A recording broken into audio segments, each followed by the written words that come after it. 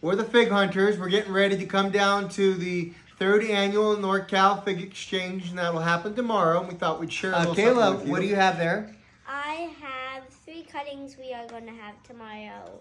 It's a fun meter and we're having fun right now. So we'll have some fun meters. Yes, we are. Well, good morning, everyone. Here from sunny Southern California, Los Angeles, and Ivory Organic brand products are headquartered in Los Angeles, in North Hollywood specifically.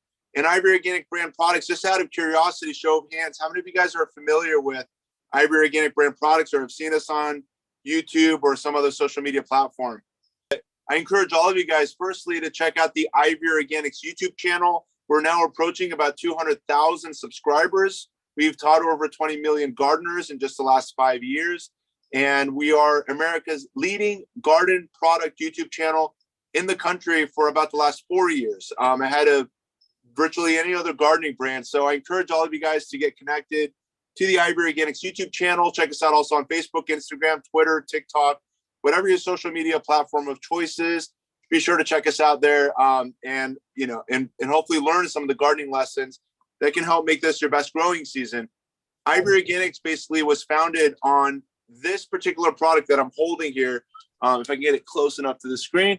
And David brought a few of these products to the meeting, and it's called the Ivory Organics 3-in-1 Plant Guard product, which is basically a product that protects your plants in a lot of different ways. I want to share with you before I get into the products, and to hopefully get your participation as well. And something I did in a class I taught yesterday at Green Thumb Nursery was I want to find out from this group that's there, how many of you guys heard about the word gardening concept known as whitewashing, painting trees? And can someone list, and what I'm looking for, and we've got a prize for the person that can hopefully share the most number of reasons why you would whitewash your plants. What are the benefits? Sunburn, Insect damage. insect damage, Yeah, like maybe it'll seal it. plant sealer. Yeah. Well, what was the first one that was shared? Sunburn. And who gave us that answer? There was 2 at the same time, Charles. Well, there's 2 winners then, and hopefully you got enough product you can share with the 2 that share at the same time. But whitewashing, just to let you know, is as important as fertilizing your plants, pruning your plants, mulching your plants. All of these gardening tips that you learn. If there was an encyclopedia on gardening, whitewashing is typically just a paragraph. But a lot of the professional gardeners know that the day you plant a tree is the day you whitewash your tree. And it basically protects your plants in many different ways. Going all the way to biblical times, gardeners would whitewash their tree trunks to basically protect their plants in the winter. And this is, in zones that are also more susceptible to freezing, but it can happen here in Los Angeles as well, is where your nighttime lows dip into or near the freezing zone, followed by very warm winter afternoons. And that change in climate basically on that plant, where you've got warm afternoons followed by freezing nights, result in cracking bark, damage to the underlying cambium tissue. That whitewashing can help mitigate and lessen the harmful effects of what winter sun scald can do to your plants. Winter is the primary reason for whitewashing your plants. So the number one time of the year for whitewashing your plants is typically in the fall to protect your plants through the winter, and then the protection will continue through spring and summer. But the primary months that we're selling our product is spring and summer, to now protect your plants from damaging summer sunburn. And the plant, regardless of where you are in the northern hemisphere, will always be exposed to excessive light come summer. You're dealing with 14 hours of hot daylight hours on the south and southwest side of the plant. In the southern hemisphere, it's the reverse side of the tree. And you basically want to make sure you protect those surfaces of the tree, especially your youngest ones that don't have a canopy to protect the underlying tree trunks and branches. So you'd whitewash the lower tree trunk, the lower branches, as I like to define it, the heart of the tree, and then your trees will last longer, they'll perform better, they'll grow more, they'll fruit better. And these are just some of the values of whitewashing. The 3-in-1 Plant Guard product, the yellow one, has added oils in it as well, which include castor, cinnamon, clove, garlic, peppermint, rosemary, and spearmint. The mints and the castor are rodent repellent protection. The mints, as well as the other oils, also offer a lot of insect protection to your plants as well. And the base powders also have diatomaceous earth, which many of you may know is also another insect repellent protection. So there's a lot of ways of protecting your plants, with the application of the Ivory Organic 3-in-1 Plant Guard. Who can list the most number of plant macronutrients? And these are nutrients that the soil must have in abundance in order for optimal plant health and performance. So who can list the most number of plant macronutrients? And let's go in order. Who wants to volunteer first?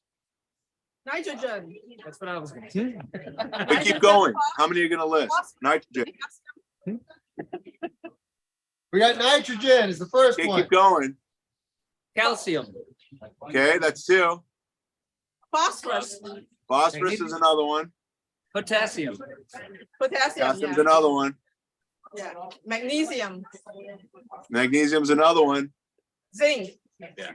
Zinc is not one. That's a micronutrient. Yeah. You guys did great. I saw another tag team effort. So if you want to share one bag each with the ones that contributed good answers. Most fertilizer products across the country are only focusing on 3 macronutrients, which are NPK. Right. I don't know if you guys keep hearing NPK, and plants only need NPK, and that's wrong. The NPK are the plant primary nutrients, which are nitrogen, phosphorus, potassium. Nitrogen helps with the growing and the greening of the plant. Phosphorus controls the flowering and the fruiting of the plant. And then potassium helps with the phosphorus, flower, and fruit. And the potassium is for root development, disease resistance, and so forth. Those are your 3 primary nutrients, but you also still have 3 more macronutrients, which are important to have in the soil in abundance for optimal plant health and performance. And those include calcium, which are on the cell walls of the plant. You also have magnesium, which is the center of the chlorophyll molecule. And then lastly, you have sulfur, which is important for a lot of the metabolic processes within the plant, in addition to also helping with the greening of the plant. So you got 6 macronutrients, which are in the Ivory Organic all-purpose fertilizers. In addition to those yellow bags are extra special bags, as they have a higher NPK level than our premium bags. So there's a blue label, and then there's the yellow label. You guys are all getting the yellow one. The yellow one has plus azomite, and azomite is crushed volcanic rock. And you can imagine, just like the plants in Hawaii with all those micronutrients from the volcano as it continues to break down, offers the plants a lot of the micronutrient nutrition, again, for optimal plant health and performance. So that super blend formula is one of the most complete fertilizers you'll find on the market. The last thing I want to share with you is just behind me here. The reason I'm seated here in this corner of my garden is I've got my 10-in-1 fig tree. So if you ever go to the Ivory Organics YouTube channel and you type in keywords Ivory Organic and then fig, or you can actually do Ivory Organic and virtually any other plant. There's close to 400 videos where we demonstrate different ways and different benefits and ways of planting different plants. But behind me, I've got a 10-in-1 fig tree. So in the footprint of one tree, I'm able to enjoy 10 flavors of fig, from black figs to brown figs to tiger figs to green figs. I've got them all in the footprint of one fig, and I know David's going to share with you a lot of cool grafting lessons. And the two of us, between the Fig Hunter YouTube channel and the Ivory Organics YouTube channel, in the next week or two, the two of us are doing a lot of collaborating on how to root figs and how to propagate figs. And the whole month of February, our company really dedicates to fig education. And the Fig Hunter is one of the most exciting guys, I think, in the country when it comes to figs. And you guys are so lucky to be there. And I really tried my best to be there as well. So on this organic product, if you spray, is this okay? I mean, do you have to wear masks and other stuff? So the primary ingredients, when you take a look at it, in the way it was done historically, when you paint your trees, they would use sometimes mud, right? Clay, you'd put clay on your trees. If you go back to biblical times, or use limestone. Limestone's like crushed rock. So lime is one ingredient in there. The other one is mica. Mica is like the clay that you would also use historically. What we've done is we've added milk proteins. So the milk proteins help create a bond that lasts just about as long as using paint. But you can imagine, for all the organic orchards across the country, they're no longer allowed to put latex paint on their trees because paint's meant for your house. You put paint on your tree, and within a year, your trees are going to grow. You might see there's some white on this tree. I don't know if it's showing. Maybe you can spin the camera a little bit. You can see this one here is one of my my plum trees. And again, the entire tree trunk and the lower branches, what I call the heart of the tree, are protected. And again, it lasts about as long as latex paint if you were to put paint on your tree. But within a year, the tree's going to get twice as big, and all that paint's going to be in my soil for 100 years or more, as latex paint is designed to be on your house, and it sticks forever. So if you're going to do organic gardening and you want to have the best soil and you want to have the best soil biology and you want to have, you know, the best results, you got to do things organically. And that's kind of where we brought whitewashing to market. And the funny thing is, a lot of gardening centers I come and I teach at that, and some of them are gardeners for 20, 30 years teaching, you know, their customers, have never heard of the word whitewash, and they don't understand the value of whitewashing. But the ones that are truly pros, the ones that spend time in the orchards, all of them, the day you plant the tree, and this is the line, the day you plant a tree is the day you whitewash your tree, because the tree is now going from the nursery where it was always in a group, you know, from the time it was created to the time it's now, you know, from the growers to the nursery to your backyard, it's now for the first time standing alone, and it's exposed to a lot of heat, and it doesn't have a canopy, again, as I mentioned earlier, that's protecting the underlying, you know, part of the plant. And you'll see, for example, originally our products were designed specifically for avocados, because avocados burn very easily, especially in that first year or two. Citrus trees also burn very easily in that first year or two if they're not, you know, developing and growing, you know, with the seasons or with the weather. Wash them. You should paint them when they're young. You should paint them like right away. So Okay. even with their fig cuttings that you start, as soon as maybe you're starting them in a greenhouse or indoors, you pull them out, you can begin whitewashing and you're protecting them. You can spray. The cool thing is that can you're holding makes 22 to 25 of these spray bottles. So there's directions, as you saw on the back, you can spray all of the leaves. You've noticed sometimes you take your fig cuttings outside and they start turning yellow and they start wilting and they start stressing. So it basically serves as an anti-transparent, helping with transplant shock, and you can use the product on your tomatoes, your peppers, your squash. You can use it basically on all of your plants in the garden, and it'll serve a benefit, again, serving to curb weather extremes, transplant shock, and keep pests off your plants. Thank you very Thank much. you, guys. Yeah, Happy absolutely. gardening. Enjoy the rest So of we're your with day. one of our favorite people here at the NorCal Fig Exchange. This is Trees of Paradise. Okay, thank you. So My name is Hossein Al-Assad, and I'm a fig hobby grower. I grow a lot of fig varieties, collect a lot. We hunt for fig varieties as well, and we distribute them. well, tell me about some of your varieties that you've. We actually this year we find new ones. One of them that it tastes like mango. That was kind of a surprise to me. I never thought that you could find a fig that tastes like mango. But there's a lot of these fig varieties due to pollination, and they produce a lot of good stuff. And we hope to find more similar to the yellow by pest. I'm still looking for more better ones. And you're going to show us a quick example on how to easily root a fig cutting, or at least tell us, right? Well, for us in here, the easiest thing is to just put it in a just pot. Okay. Potting soil. Put it in the shade. You don't really need a rooting hormone. You don't need to wrap it with anything, and it will work. We have Trees of Paradise here giving us a lesson on how to root a fig cutting. So he's gonna make it easy. This is the leaf, the base of the leaf, and this is the bottom. So this should be the bottom. Position like this, not the other way around. So then this is where the new branch Will come out. Yes. Okay. Usually, when you put it in the soil, these two are below soil, and this is up. So that either it's come from here or from here, and the roots will come from these two. Can you turn it around so we can see so he can see where the leaf comes from? Yeah, this is the leaf. I told you the large Towards one. the camera. The camera. Yeah, this is the leaf. But if you do a mistake sometimes, and you put it this way, it could actually produce this one and then goes up. Oh, They're very, very powerful. You can do that. so then do you need to treat the bottom that you're going to put Nothing. soil at all? Nothing. Stick it right in? Yeah, you don't.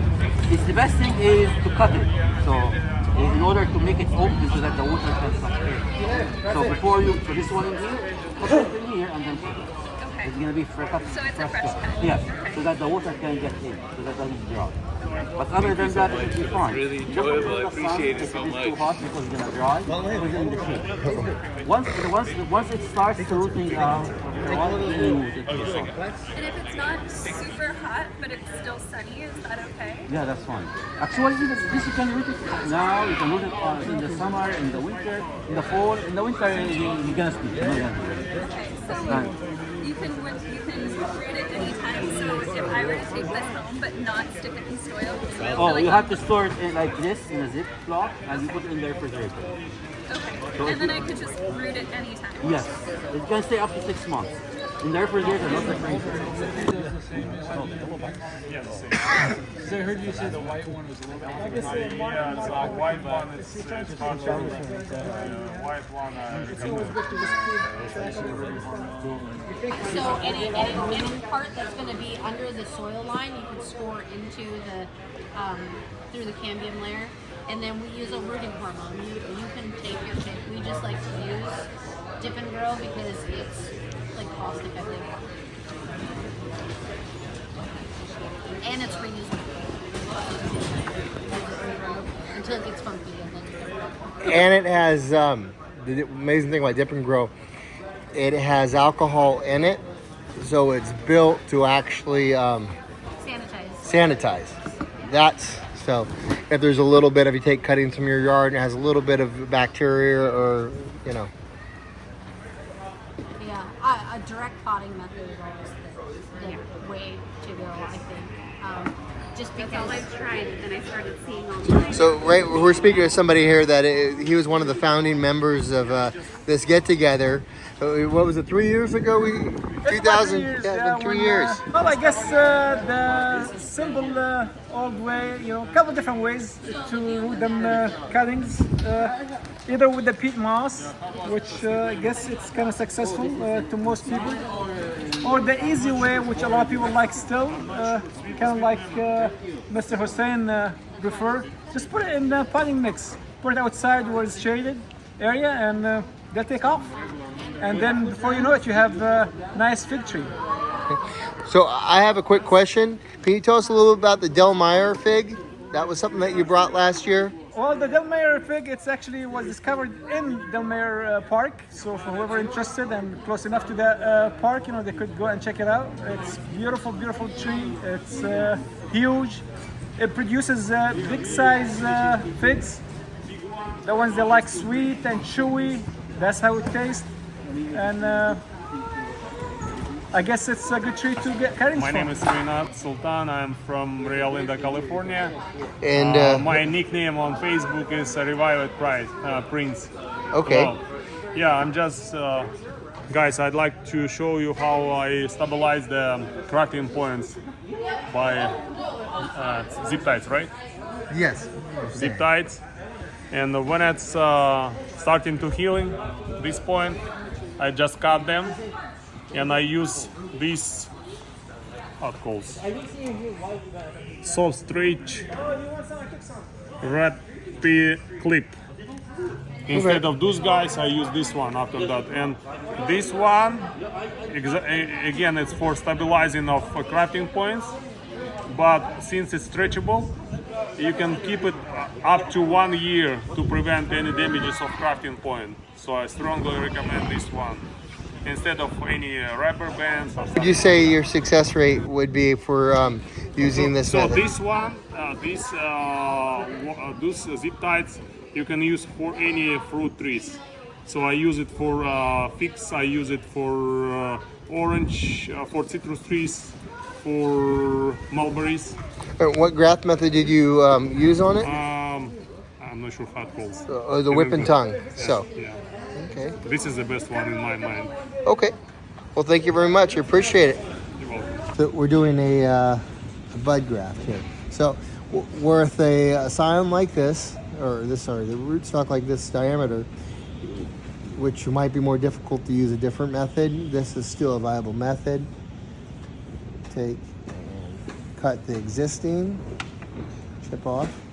Now I like to do an bottom and top pocket. So I'll do on top there, just a little Nothing fancy. The drawbacks to this method are that this right here, if you're not careful, especially if you're doing it indoors like I do sometimes, some things like this can quite easily dry out. So I'll have a plate with a damp paper towel, and I will keep that on the plate, sitting in this direction, keep it moist. Also, once you make the cut, especially as it starts to waken up, you make these cuts, and if it is weeping latex, you want to let it weep for a little bit. And then I would wipe this out with a wet paper towel, because you don't want the latex to dry in between this and that. And then I know there's a couple philosophies online whether to do this shows any benefit. I kind of score it right there, show the cambium. And this one's always the most difficult, but I'll use the straight blade to show a little green.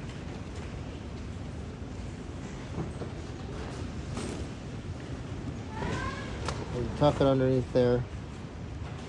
And then you tuck it. Well, this is. Oh, that takes skill. This is. I got a pair of tweezers in there that sometimes. Oh, I'm just saying sometimes I'll use. But yeah, this is. So, where I might have used a different bud. So you want to, where I scored, you want to move it up, tucked underneath there. So you can. I believe that the fact that it makes contact there and there helps out. Because now here, you're just trying to even up one side, which actually is pretty good, as you can see right there. Because that green, you're trying to match the green or the cambium layer to that layer right there on both the chip and the root. So then I'll take and parafilm, make sure that we seal the, with that, the bottom there, that tuck. Now I like to, I just go only once over the bud.